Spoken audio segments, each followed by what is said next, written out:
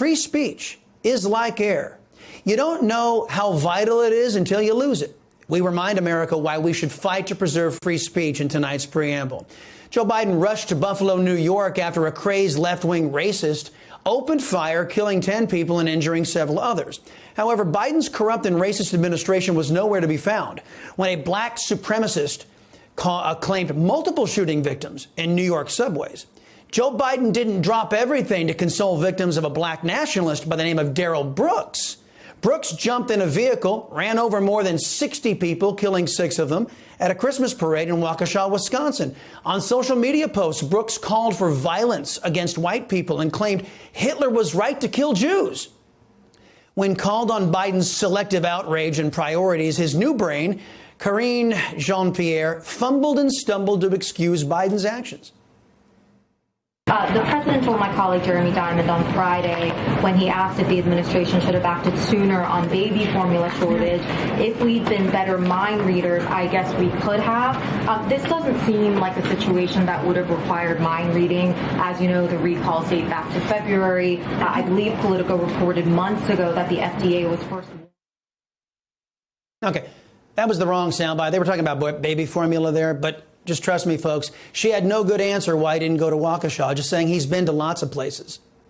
Do you know there are actually left-wing media organizations, some laughingly calling themselves news outfits, that will say with a straight face that a black man wanting to kill white people, supporting the slaughter of Jews, and lashing out violently at other races is not racism. But I'm here to tell you they're full of crap. But they have their view and I have mine. That's what we call debate. I'm comfortable letting you decide. My enemies, Joe Biden's words, not mine, are not comfortable letting you decide. They want to make your choices for you. They want to silence information that interrupts their crazy narratives. There's a new catchphrase floating around out there the left is using trying to silence debate. It's called replacement theory. The theory goes that Democrats are working to import people of color and edge out whites as a majority in America. Conservatives don't much care. Only liberals are focused on skin color. Conservatives are focused on ideology and merit. The assumption of replacement theory is that all people of color are communists and leftists. It's a lie, I can tell you. But the left is accusing the right of pushing this theory. But sadly for them, we know the left on their media outlets have been the ones pushing this replacement theory for years. America is browning. In 2008, the Pew Research Center projected that by 2050, America will no longer have any single racial group that constitutes a majority. Okay, so you add to all this GovEd and their teaching of critical race theory, which is teaching young white kids that they're pieces of garbage by virtue of their skin color. And then the left wing acts shocked that these young left-wing indoctrinated kids lash out in fits of violent rage like left-wingers in BLM and Antifa.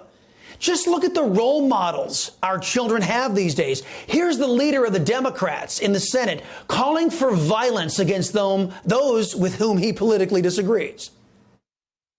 I want to tell you, Gorsuch, I want to tell you, Kavanaugh, you have released the whirlwind and you will pay the price. You won't know what hit you if you go forward with these awful decisions. Well, all because Chuck Schumer can't make an intelligent, cogent argument to rationalize his anti-Americanism. He has to lash out in fits of rage. Then here comes the left-wing media trying to tell us that up is down. Mentally deficient folks over at Rolling Stone magazine called the Buffalo shooter a, quote, mainstream Republican. Joe Lockhart, a CNN analyst, tried to BS the country by blaming mostly fair news outlets and conservative hosts for the shootings in Buffalo. The facts belie all of this. The shooter is a self-proclaimed white supremacist, anti-Semite, and former communist who now believes himself a, quote, left-wing authoritarian, according to his manifesto. Only in the minds of mental incompetence does left-wing authoritarian equal mainstream Republican. So either Joe Lockhart and Rolling Stone magazine can't read, or they are left-wing liars who will say anything to shed culpability for what their left-wing ideology has wrought onto our country. Then there's New York's governor, by default, Kathy Hochul. She used the Democrat carnage in Buffalo to call on social media to censor Americans' free speech. In an interview with ABC News, Hochul said someone has to identify these shooters. Well, it turns out he was already on authorities' radar. But see, he's a left-wing violent person who hated Fox News, who hates conservatives, and had a lot in common with BLM and Antifa in the violence department. So he didn't raise any red flags among these left-wingers because his targets were conservatives. Now, because left-wingers created another monster, Americans need to lose their free speech? Don't they have a responsibility? And I know it's a huge, vast undertaking, but these companies have a lot of money. They have resources. They have technology. Keywords show up. They need to be identified. Someone needs to watch this and to shut it down the second it appears. And short of that, we will protect the right to free speech, but there is a limit. There is a limit to what you can do, and hate speech is not protected. She's talking about social media companies, but she's also dead wrong. I think Democrats' support of abortion is hate speech. Can I silence them now? I think Democrats sending baby formula to illegal aliens while Americans struggle to feed their babies is hateful. Can I now silence Democrats? No.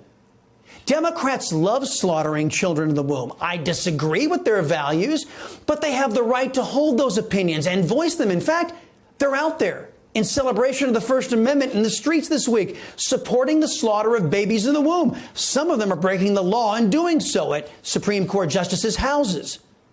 The Founding Fathers understood that what makes something hate speech is in the eyes of the beholder. So they guaranteed our right to speech. Yes, even speech that some might deem hateful. Hate speech is protected speech because popular speech needs no protection. At one point, it was considered hateful to insist on equal treatment of the races. Thank God we didn't allow Democrat censors to stifle free speech then. We shouldn't allow them to do it now. New York's governor is freakishly anti-American for saying otherwise. We conservatives are being joined in our alarm over losing free speech by traditional liberals.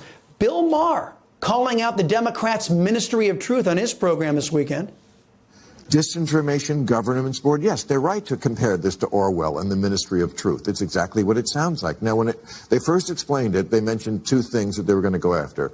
Russian disinformation. I said, okay, I'm all right with that. The Russia, that's not us, and they are our adversary, and they're trying to hurt us. And then traffickers. Here's from the Department of Homeland Security. Disinformation is defined as false information that is deliberately spread with the intention to deceive or mislead. Well, you could have said that about if you like your doctor, you can keep your doctor. Oh, that's right. Barack Hussein Obama lied to the people when he made all those promises in Obamacare that were never true. In fact, nearly every politician can be accused of disinformation, especially the current regime in power. Joe Biden is the walking, talking embodiment of a liar. This guy has been padding his resume and lying about and exaggerating his accomplishments for decades, even more than NBC's Brian Williams does.